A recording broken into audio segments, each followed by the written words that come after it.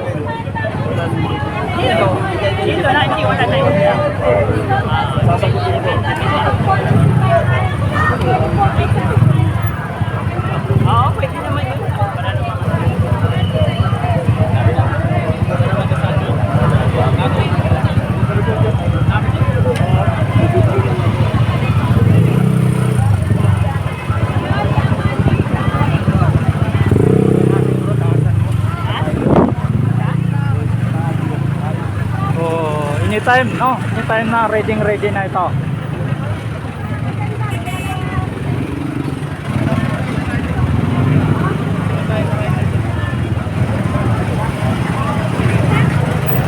Ito na, malapit ng aalis to, babayan, no? At naka-ready na ang lahat, no? So padami pa ng padami yung dumarating, no? At punta ng Mindiola. So mayroon naman tayong mga kapulisan, no, na nag-a-assist dito, no? At meron tayong mga kapulisan. Nagrali sa bahay ni Marco.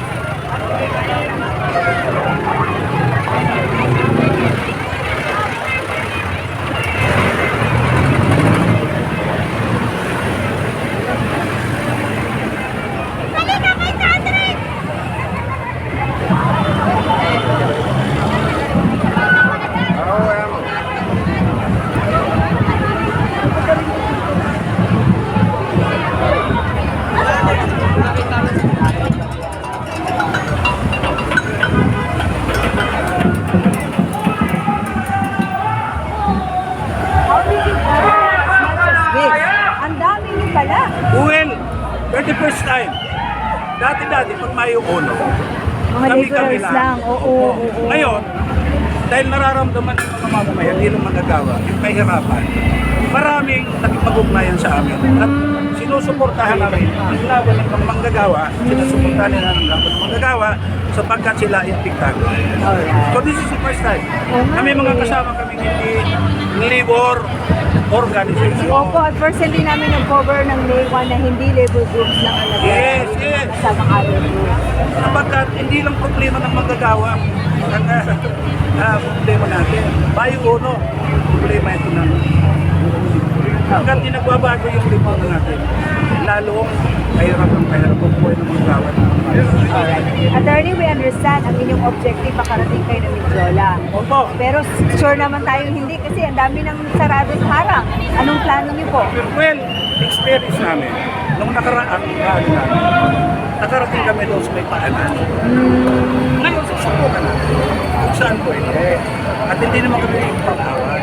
Gusto lang namin sa palasyo, sa Malacanang, nakarain na namin. Habang mas malapit, mas maganda ang gagawin. Ngayon, kung saan kami makakarating, makikipag-usap kami sa mga ilang. Okay, hindi man kayo makarating sa mismo Mindiola, at least sa paanan kayo. Nagdala po kami ng plano. Opo. So, you intend to hold a program po doon? You intend to hold a Well, program or depende sa marcha lang marami po? magsasalita sapagkat marami nakikiusap sa amin na hindi naman libur sasalita. Pero sabi Doon, natin, doon. we have to limit our speakers doon sa mga manggagawa at saka sa mga kaalyadong organization nito. So, meron kayong permit Actually, meron kami permit.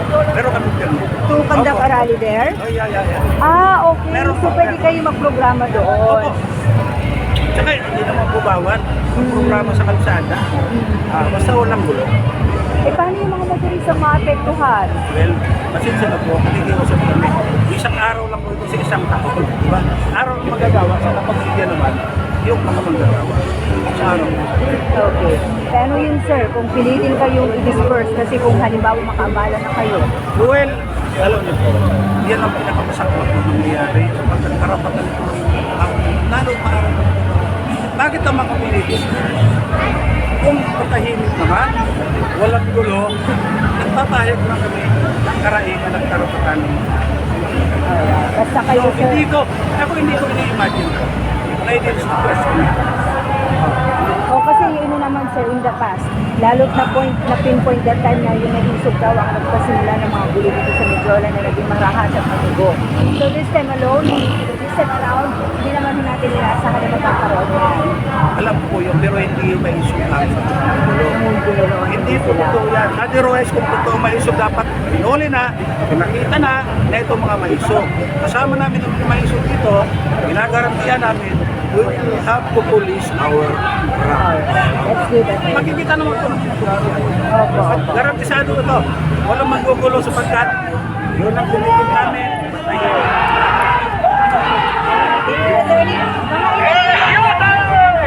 Well, sa ngayon,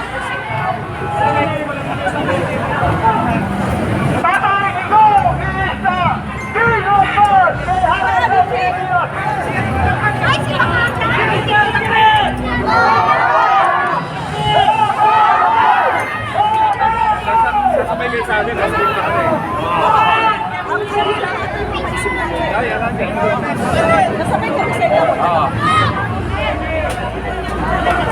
Mamo! Saan ang daan, sir? Pag ganun? Abilida.